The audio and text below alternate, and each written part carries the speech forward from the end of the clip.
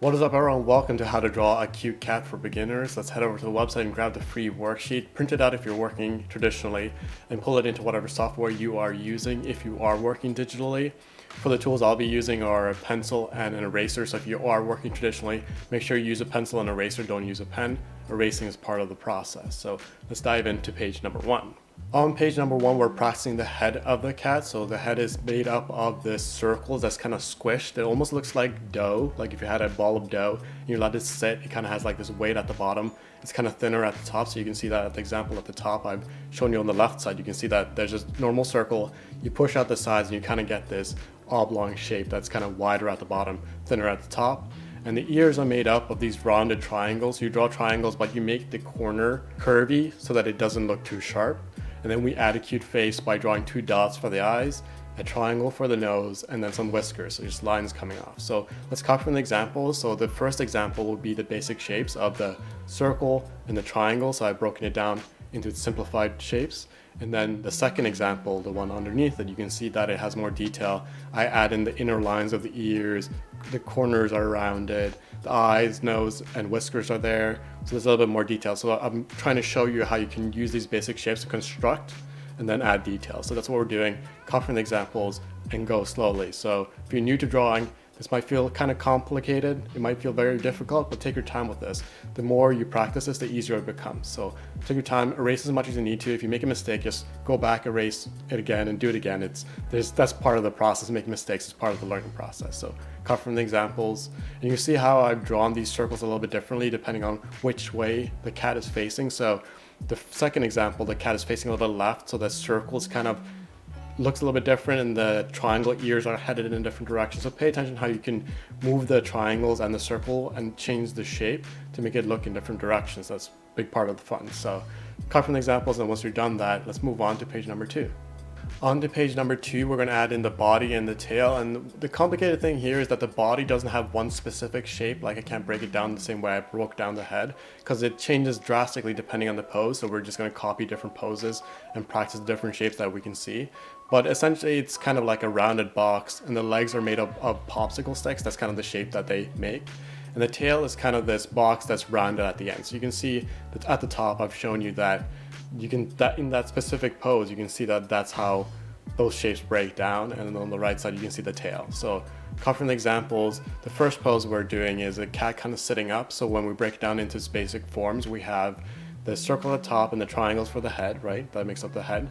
And then because it's sitting up, we have this box that is kind of oblong at the bottom. It's thicker at the bottom, thinner comes up towards the head. And that's specific to that pose. And then the second pose is kind of similar. So the basic shapes are kind of similar, except the head is tilted.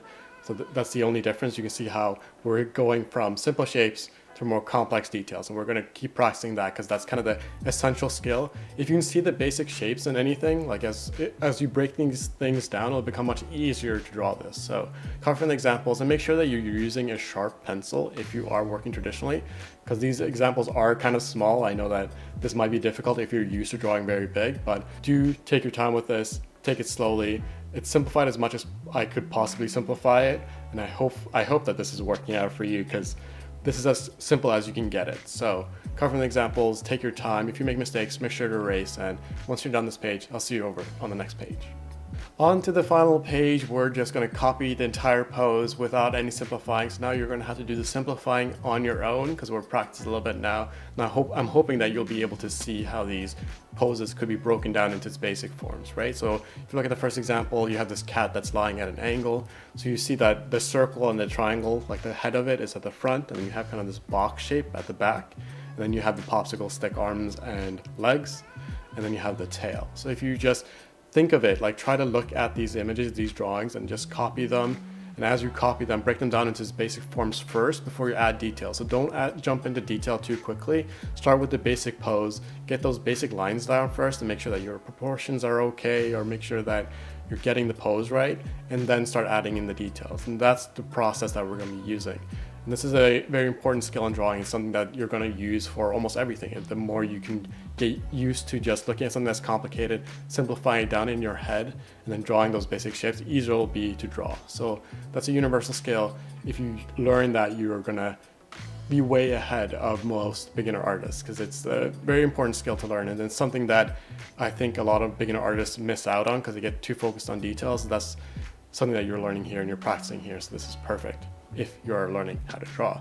And that's it for this tutorial. If you're interested in more free tutorials, I have a bunch of beginner tutorials over on the website. I have a whole series of beginner art tutorials over on the website with free worksheets, so go check that out if you are interested. And if you're interested in learning how to draw these cute characters that you're looking on the screen right now, whoa, look at these cute characters. If you're interested in learning how to draw your own characters and create your own characters, then I have a whole course that we go through how to draw the head, we go through how to draw different types of faces, all different types of animal faces, features, cute faces, and then we go through poses and clothing and a whole bunch of other stuff that's super fun, accessories and stuff, so that by the end of the course you'll be able to come up with your own characters, and you'll be able to come up with characters that represent your friends if that's something that you're interested in. That's all over on the website. There's a mini course that will be linked in the description. Thank you so much for checking this tutorial out. I'll see you guys in the next video. If this was useful to you, make sure to hit like and subscribe, and I'll see you guys in the next one. Bye.